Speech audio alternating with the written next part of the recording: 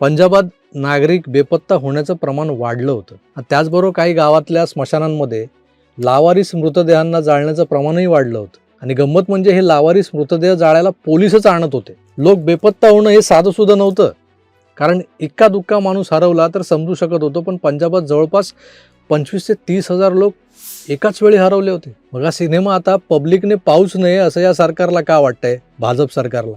असं काय होतं त्या सिनेमामध्ये की जे आत्ताच्या सरकारला लोकांना पाहू द्यायचं नाहीये?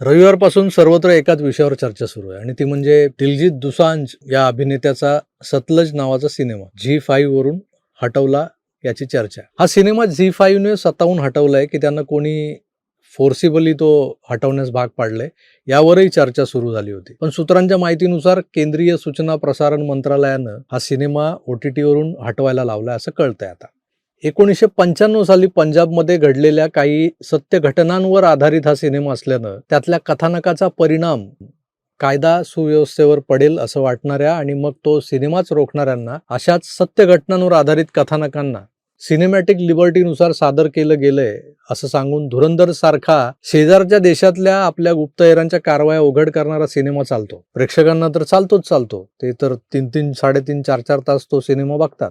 पण त्याआधी सेन्सॉरलाही चालतो, त्यातला हिंसाचार चालतो, त्यातलं उघडं नागडेपण चालतं, शिवीगाळ चालते आणि मंत्रालयालाही चालतो. असाच केरला स्टोरी चालला, काश्मीर फाईल्स चालला. या सिनेमांमध्ये सत्य घटनांचं सादरीकरण तर हृदय पिळवटून टाकणारं होतं ना.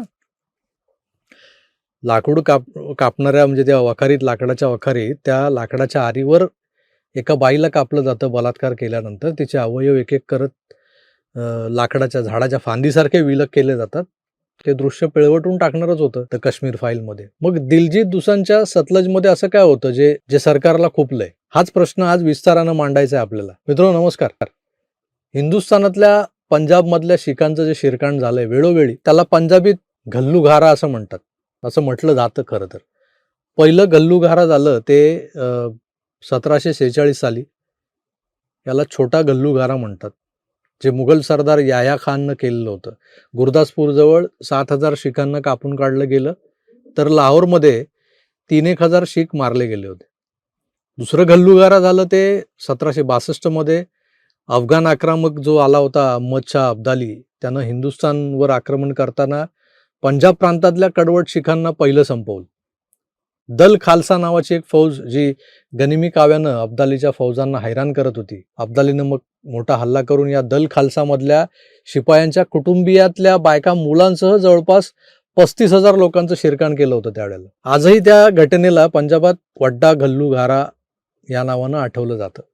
वड्डा म्हणजे मोठा, तर घल्लूघारा म्हणजे शिखांच्या अस्तित्वावरचा घाला असं रूढार्थानं म्हटलं जात असलं तरी त्यात मोठ्या प्रमाणात शिखांचं ते मॅसेक्कार म्हणतो ना आपण, अर्थात शिरकाणच समोर येतं आपल्या. 1995च्या सुमारास पंजाबात अशाच पद्धतीचं शिरकाण सुरू होतं, आणि त्या शिरकाणाला एक माणूस विरोध करत होता. त्याच्या संघर्षाची सच्ची कहाणी जी आहे ती घेऊन दिलजीत दोसांझचा हा सिनेमा आला होता, ज्याचं 2021 साली नाव होतं घल्लूघारा. तर घल्लूघारा कशाला म्हणतात तुम्हाला मी आधीच सांगितलं. पण 2021ला तयार झालेला सिनेमा तेव्हापासूनच सेन्सॉरच्या कचाट्यात सापडला होता. 95ला पंजाबात शीखांचं मोठ्या प्रमाणात शिरकाण सुरू होतं, म्हणून त्या कांडाचा लेखाजोखा मांडताना या सिनेमाच्या दिग्दर्शकानं हनीत रेहाननं सिनेमाचं नाव घल्लूघारा ठेवलं होतं. पण सिनेमावरच्या निर्बंधाची सुरुवात या नावापासूनच झाली. पहिल्यांदा सिनेमाचं नाव बदलायला सांगितलं आणि त्यात 27 कट सुचवले त्यावेळेला. त्यातले 20 कट्स मान्य करत नाव बदललं गेलं आणि सिनेमा आता पंजाब 95 म्हणजे पंजाब 95 या नावानं आणला गेला. पण सेन्सॉरचं समाधान झालं नाही. त्यांनी पुन्हा नावावर ऑब्जेक्शन घेत अजून नाव बदला प्लस 120 कट सुचवले, जे मान्य करणं म्हणजे 3 तासाचा सिनेमा कापून 30 मिनिटांच्या एपिसोडवर आणण्यासारखं होतं. 2021 पासून प्रदर्शनाच्या प्रतीक्षेत असलेला हा सिनेमा, आणि या सिनेमाच्या मागून मग काश्मीर फाईल्स आला, केरला स्टोरी आला, अलीकडे धुरंधर सारखा सिनेमाही आला. पण दिलजीत दोसांझचा पंजाब 95 सेन्सॉरमध्ये जो अडकला तो अडकला होता. 2023ला टोरंटो फिल्म फेस्टिवलसाठी या सिनेमाची निवड झाली. तिकडेही याचं प्रदर्शन रोखलं गेलं सरकारकडून. आता कुठल्याही कट्स विना जसा होता तसा ओरिजिनल सिनेमा हनीत रेहाननं हट्टानं झी5च्या मदतीनं OTTवर टाकण्याचा प्रयत्न केला. कुठलाही गाजावाजा न करता, म्हणजे अगदी कुठलीही जाहिरातबाजी न करता हा सिनेमा आला. तर अवघ्या 48 तासात हा सिनेमा ब्रॉडकास्टिंग मिनिस्ट्रीनं OTT वरून देखील उडवलं. हे असंच काहीतरी घडणार याची दिलजीत दोसांझला आधीच शंका होती. त्यानं ट्विटरवर एक तासभर लांबीचं लाईव्ह करून हे सांगितलं देखील. पण लोकांना प्रश्न पडतोच की असं काय होतं या सिनेमात, की ना त्याला 5 वर्ष थिएटरमध्ये रिलीज होऊ दिला, सेन्सॉरमध्ये अडकवून ठेवला, कधी 20 तर कधी 120 तर कधी 127 कट्स सुचवले, दोन-दोनदा नावं बदलायला लावली. मित्र, 80च्या दशकात पीकवर असलेला पंजाबमधल्या खलिस्तानी अतिरेक्यांचा दहशतवाद हा इंदिराजींच्या हत्येनंतर काहीसा आटोक्यात आणला गेला होता, पण तो समूळ नष्ट नव्हता झाला. 1988 पासून 1995 पर्यंत पंजाबचे पोलीस महासंचालक होते कन्वरपाल सिंग गिल, अर्थात KPS गिल. या माणसाची छबी पंजाबात सुपर कॉप अशी होती. 1998ला यांनी ऑपरेशन ब्लॅक थंडर करून सुवर्ण मंदिरातल्या खलिस्तानवाद्यांना बाहेर काढलं. मंदिराला कमीत कमी क्षती पोहोचेल याची काळजी घेण्यासाठी आतल्या अतिरेक्यांना स्नायपर्सद्वारे टिपलं गेलं. KPS गिल यांनी 1984 सालच्या ऑपरेशन ब्लू स्टारची पुनरावृत्ती होऊ दिली नाही, हे त्यांचं यश मानलं जातं.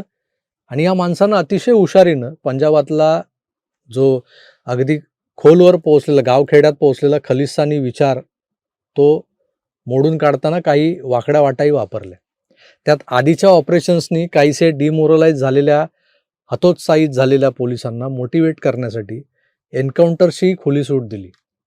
एन्काउंटर्स करणाऱ्या पोलिसांना रिवॉर्ड्स दिले जाऊ लागले. याचा उलटा परिणाम असा झाला की खलिस्तानी माइंडसेटच्या तरुणांना शोधताना यांना काही निरपराध लोकही उचलावे लागत होते. पण त्यांची चौकशी किंवा शहानिशा न करता त्यांना ठोकायचं आणि आपला एन्काउंटरचा आकडा वाढवायचा, असा प्रकार रिवॉर्ड्स आणि बक्षिसांच्या लालसेनं काही पोलीस करू लागले होते.